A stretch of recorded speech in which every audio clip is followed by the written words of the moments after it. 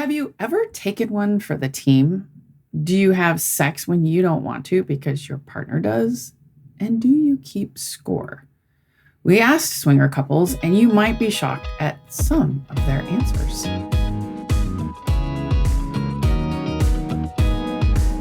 Welcome to Swinger University. I'm Ed. And I'm Phoebe. Join us as we explore the exciting world of ethical non-monogamy, sexual health, and sex education with an intellectual and sexy twist. Oh my gosh, this is a heated topic, and I'm just dying to get into it because... And it's interesting because we've heard a couple different perspectives on this one. Yes. We've heard this term a number of times throughout our 10 years plus swinging. Yes. There was an incident that happened recently that kind of inspired this episode and us wanting to dig deeper into it. Right. Which is why I love doing what we do, because I'm always questioning, do people like this? What's the other side to it, right? Right. We've heard what we've heard and we know what we feel, but what does everybody else feel like? Right. So we surveyed our community, and what we found was there's a team no, don't take one for the team, and there's a team yes, do take one for the team. And then there's this whole aspect of, do you keep score? Right. Keeping track of who took when, for what, and they've gotten 2, so you get 2, and this kind of right equaling the scales of justice for swinging. Right. So it was interesting. We're going to start with the team no first. Right. And it's interesting the wiggle room that the no's have and the yeses have. So let's get into the team no. For the most part, Team No has this policy that anything less than an enthusiastic yes from both people, it's a no. So if everybody's not on board, no go. Although what's interesting is as they've gotten more experience, they've started to really hone in on that. And one of the reasons they get to this no point is they're just not willing to compromise. You know what? I don't need to compromise on my sexuality anymore. Right. And that happened for me because we didn't have a lot of experience swinging. I didn't know what to expect. You didn't know what to expect. You do your best with the information that you have and the information that you get when you're in a situation. And you have an experience, and then you reassess and go, pros, cons. Yeah, didn't really like that experience. Or, yeah, that was amazing. Let's do it again. Over time, as those experiences, progress and you catalog them, then you may start to go, I have filet mignon right here in front of me. I don't have to settle for hamburger anymore. The other thing that happens with experience is couples become more confident and comfortable with just saying no. Yes. It's hard to say no. You don't want conflict. You don't want to make people feel bad. But guess what? You get to a point where you're like, no, I don't need to say yes. I don't feel the social pressure to say yes anymore. I'm okay saying no. And everybody should be comfortable saying no. But it's hard to do. It's not easy. It's not easy because of the social pressure and the programming, especially for women being... they're taught to be people pleasers, right? We are connectors of a community. We bring families together. We bring people together. We nurture and take care of people. Wanting everyone to feel okay is in our nature, so to speak.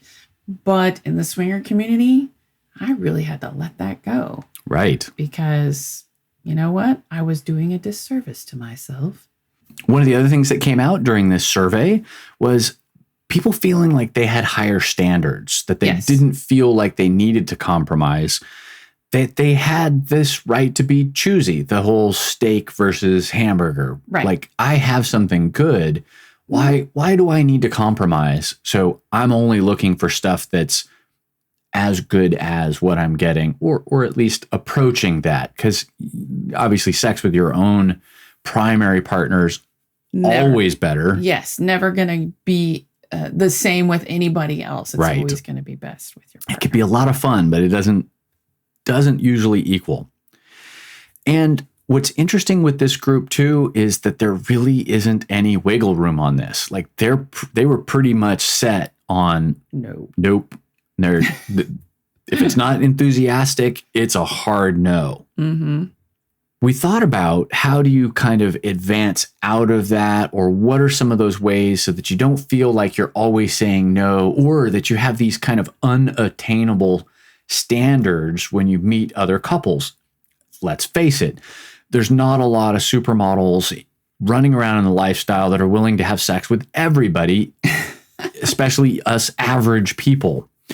So how do you kind of work through that? How do you kind of maybe expand your boundaries a little bit so that you're saying no a little bit less if you feel like it? These are just some ideas. One of the ways is flexibility with your preferences. Mm-hmm.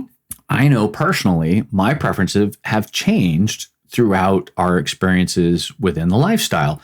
Right. I'm choosing to have sex with people who I may not have chosen to when we first got into the lifestyle, because I've had some positive experiences with people who were maybe a little bit outside my boundaries. Yes. And it was a lot of fun. Yes. Yes. So I'm okay with maybe changing my boundaries a little bit, or that over time my boundaries have expanded a bit. Right. I'm the opposite in where I wasn't as, I had boundaries. Maybe I wasn't as picky in the beginning because I didn't know what I didn't know. And I feel like my tastes are maybe more refined now. Not picky, but just more refined. And I don't want to just lay down for anybody. I really value that connection with people now as opposed to before. But I had a reason for why I didn't want a connection before, because to me it felt threatening. Now it doesn't feel threatening. Now I desire that. So once again, my preferences have changed as well. Yeah. And I'll say that one of the reasons why my boundaries have kind of expanded was this concept of getting to know people. Yes. And, when you get to know somebody, sometimes they're sexier than when you first meet them. Yes. Yes. And that has a lot to do with that level of enthusiasm, that level of connection, and that feeling that, you know what? I feel comfortable. They may not be my typical, they may not be that kink or that fetish that I really usually go for, but God, they seem like a lot of fun. Right? This could be interesting. This could be interesting. Okay, so that was team no. Let's talk about team yes. Team yes is either an enthusiastic yes or a lukewarm yes. Right. So they have a little more wiggle room. Classic example of this is, we'll just say one partner is a 10 and the other partner's 5, maybe a 5. But they're interesting. They've got some particular feature that you go, I could kind of just dive into the boobs for a while and just forget the rest of the stuff. Right. That's okay. Right. Or it's the humor, or they tickled my brain. It's the sapiosexual aspect that I really like. Maybe they talk dirty really well. Right. And that just then does it for you. The tingles start to happen. You're like, oh yeah, it's on. Right. So what's fun about that is that you get to experiment and discover new things with other people that you may have not known that you like. Right. And you go, ooh, I want to do that again with that person because I don't get that with you. And I could get that with that person. And it's fun because it's like going out for ice cream. And you're like, ooh, I get to have chocolate ice cream. I never have chocolate ice cream at the house. I have chocolate ice cream or the sprinkles or whatever, right? Right. I mean, the dirty talk's a really good example. I mean, maybe that partner can talk a really good game and they're basically just seducing you right off your feet. Yeah. You're like, oh, I'm in. I was a maybe and now I'm oh, hell yeah, take me away. Right. So the team, yes, also said that, these lukewarm yeses allow for more experiences. Right. Like what we were kind of describing. You don't really know because you need to open up that space for the experience to happen. Right. Right. Early in our swinging, we said yes, probably more so than we say yes now. We were also experimenting a lot with orgies, and they seem to be very, as like people like to say, organic, right? There wasn't very spontaneous, right? And they always seem to be happening everywhere. And so in order to... I wish they happened all the time, but... It didn't require a lot of conversation up front, which is where we were awkward. Mm-hmm. And so we would just kind of jump in.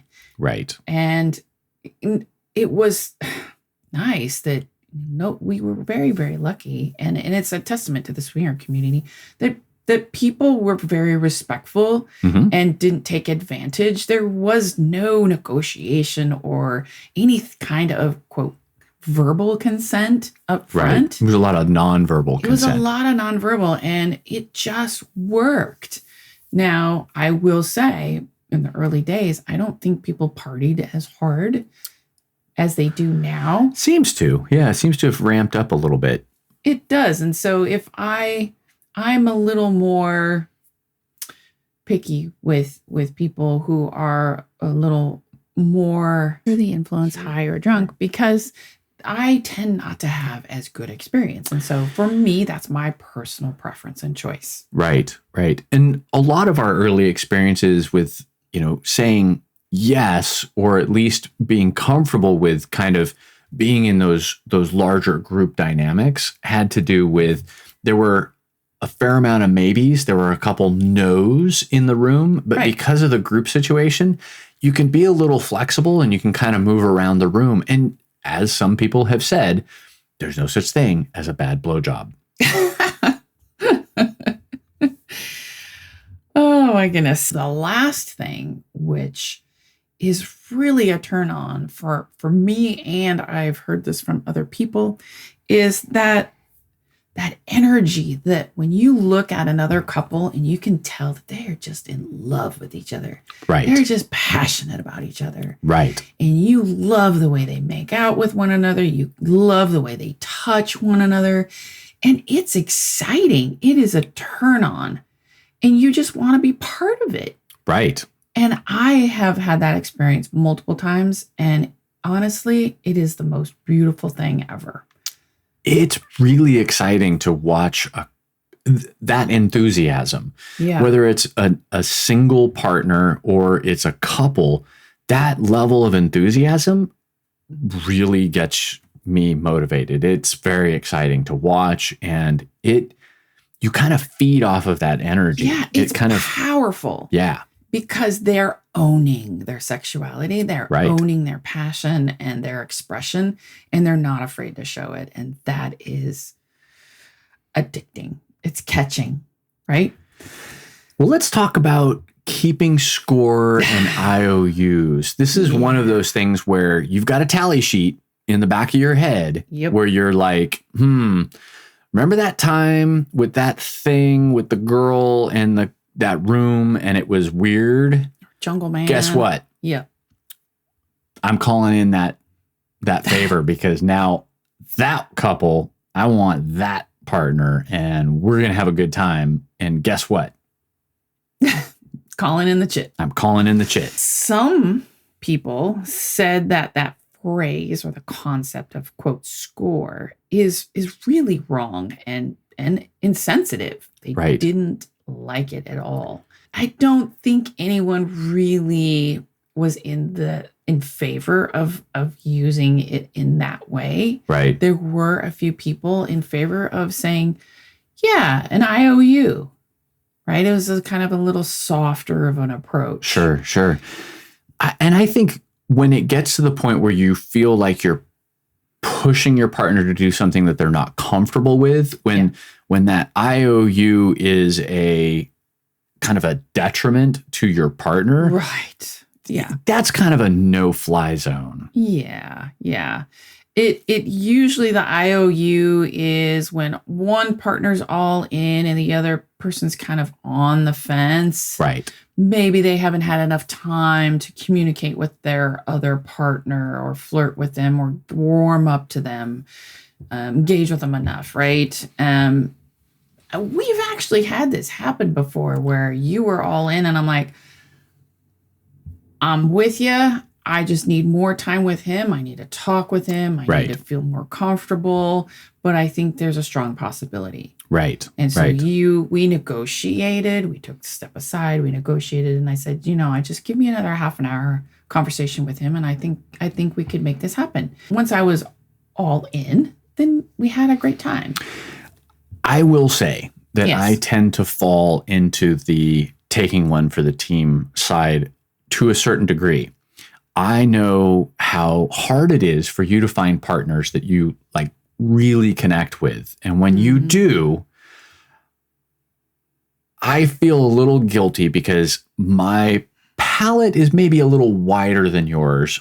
And so if you're having a hard time finding partners and you find one that you really gel with and their partners maybe not so much on my list, maybe even on the border of not really interested, right? I might still do it just because it's so challenging for you to find people who you just connect with.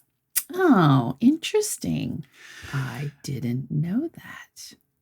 And because I've had such good luck and because my spectrum is a little wider than yours, I don't really have a problem finding partners where I'm like, it'll be fun. Do you think there is that satisfaction and erotic charge watching me have sex with somebody else? Oh, absolutely. I mean, there's a whole bunch of things that go into that. So say, for example, maybe you don't like, I don't know, the shape of the woman's hand. Let's just say the shape of it, because I'm not going to. We'll go abstract. Maybe you don't like the shape of her hand, but you're like, you know what? There are 10 other things about this woman's body that I really enjoy, but the hands, were kind of putting you over the edge, so to speak. But you're like, you know what? There's 9 other things that are great, and I get to watch my wife with this man. Absolutely. And I think part of it is that I tend to be able to find at least one attractive attribute or at least one redeeming thing. I'm very much a lemonade person. I like to create lemonade even when I'm handed lemons. Now, that sounds very objectifying, but at the same time, if you're not attracted to someone, you're not attracted to them. Right. But I can kind of find attractive qualities for a lot of people. And so I think that's why my spectrum is maybe a little bit wider than yours is. I think for us, it also has something to do with your background and my background. I've had a lot of shitty sex in my life. Oh, and absolutely. I really don't want to have any more shitty sex. There's also the very real issue that women are accepting a man inside of them, and that's very invasive. Yes. Men, we're pretty much just sticking things in other people. Right. And it's a different experience from everything that I've heard. Yeah. We are inviting you into our home, our own sanctuary. So it's different. Right. This one's a little awkward.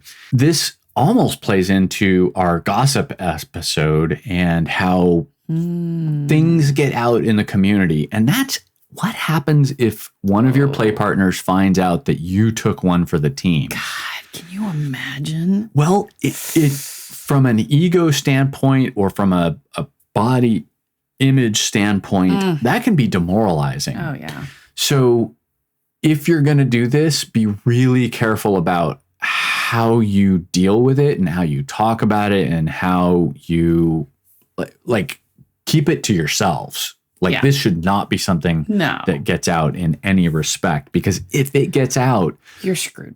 Not only are you going to be outed. That guy. Yeah, you are not going to be on any house party list ever.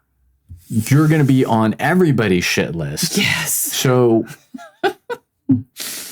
keep it to yourself. Yeah. It's your thing. This is how you decide to deal with it, and just take it that way. Here are some really interesting things to think about. When you're taking one for the team, so to speak, if it's not 100% yes, is it really consensual? Right.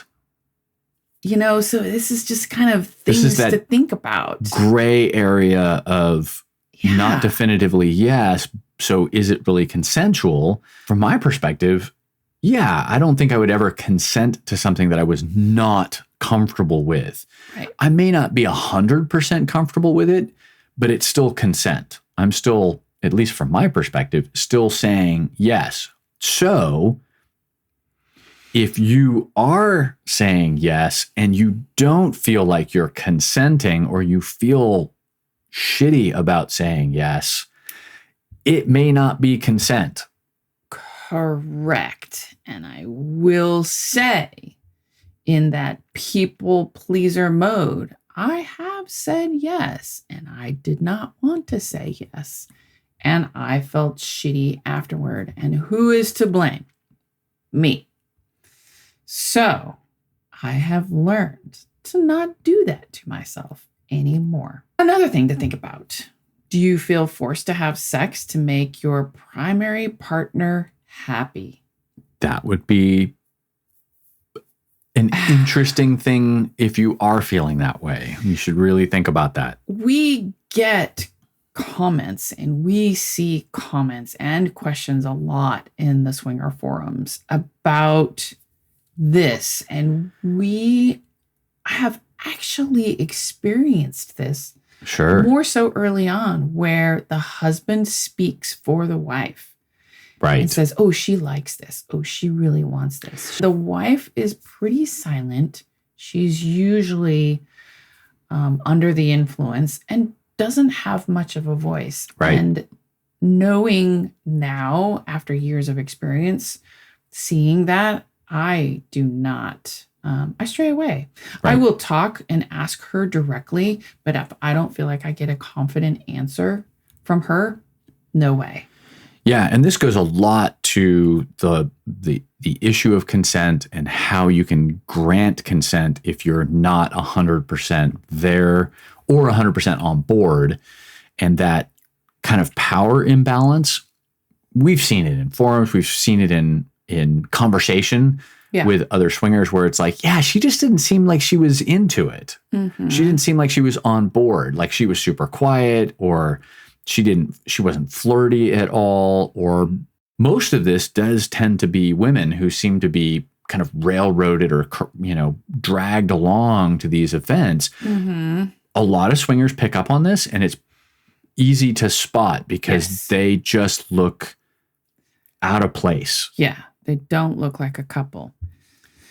The other thing to think about is, do you feel obliged to have sex with somebody else to keep your partner happy? It's kind of the same thing as feeling forced, but it's a little different. You feel obligated, right? Or at least guilty after the fact, right? Like at the end of the night, you're like, you actually had this issue for a long time. You felt like if I wasn't happy, or I wasn't coming away from a party having that experience, that you had somehow gotten in the way of the fun. I ruined your fun. Right. Yeah.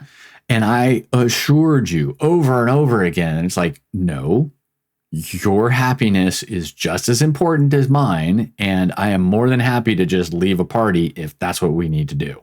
It was a bit challenging because it was almost a battle of who wants who to be happy, right? I wanted you to be happy, but you didn't want me to be unhappy to the detriment of your happiness. Right. Another thing to think through is, do you think it's dehumanizing to keep score? In other words, talk about objectification. I mean, it's literally keeping a tally, like that whole notch on the headboard kind of a thing. Yeah. And I think it's okay if it's kind of in jest or you're having some fun with it, where you're like, you remember that one time at that party and I wasn't really so much into it, but you were super gung-ho. Okay, I'm going to let you have that, but did you see her? Right. Or maybe it's situational, right? Like say you're on a cruise and there's different theme nights and you go, tonight's my night. I'm gonna go to the playroom and I'm gonna pick out this type of person and I'm gonna play with them, right? And then tomorrow is your night, right? And so you have a very limited, structured time, and it kind of becomes like a game, a kink, right? Something fun that you both do together obviously with the consent of others. And so in that regard, you're kind of keeping score, right? Yeah, you almost make a game of it where it's more of a novelty thing. Yes. You're it's like a bucket list. You're like, I've never tried that before. I'm going to check that box. Right. Do you feel resentment or guilt afterward? So if you've got strong feelings like something wasn't right about that, and you're thinking about it a lot afterwards, think about that. Right. Do you feel it is a lack of respect to yourself, your relationship, or even to the other play partner, right? Because you've said things to them. Oh my God, you're so hot. I really want to play with you again. Even though you said it to let them down easy or to and then now all of a sudden they think, oh my God, I'm so special to her. She's going to want me next time I see her, and you don't. Or you didn't say anything. You didn't try to seduce them. You weren't flirty with them, and you become that silent partner that's kind of not into it. Oh, yeah. How does that make them feel at the end? Right. You're like, oh, she doesn't look like they weren't really into it. And I've been in plenty of situations where it just didn't seem like she was into it. Yeah. And then she just like, not at all interested in either me or the situation or whatever. Right. But momentum was moving that way, and that's where everybody went. And I end up feeling pretty weird about it afterwards. Yeah. And that's when we stop and we go, I'm not sure if everyone else on the same page. We, have learned a lot from our new beginnings and the orgies and all of that. And we honestly have moved more towards sober play again. We started off sober for the first 3 years. Then we got really comfortable. We started, relaxing a little bit, vibing more a little bit with the social scene. It hasn't really been a pro in my mind. I haven't had those meaningful connections and experiences that I really like and enjoy when I'm not completely sober. So we are moving more towards that and more of a, more expressing what we want out of a situation. Right. Our preferences have changed. As they do. The relationship with yourself and with your partner is an agreement. If you don't agree to stand up for what you want, nobody else will. Relationships are all about agreements and negotiating what works for you and your relationship. Be sure to join our Patreon community for behind-the-scenes stories and extra sexy content. Thanks for tuning in. We appreciate you joining our community. Don't forget your homework. Tell a friend about our show and leave a review and comment. You can also leave us a voicemail at 916-538-0482 or contact us at swingeruniversity.com. Keep learning, keep growing, and keep it sexy.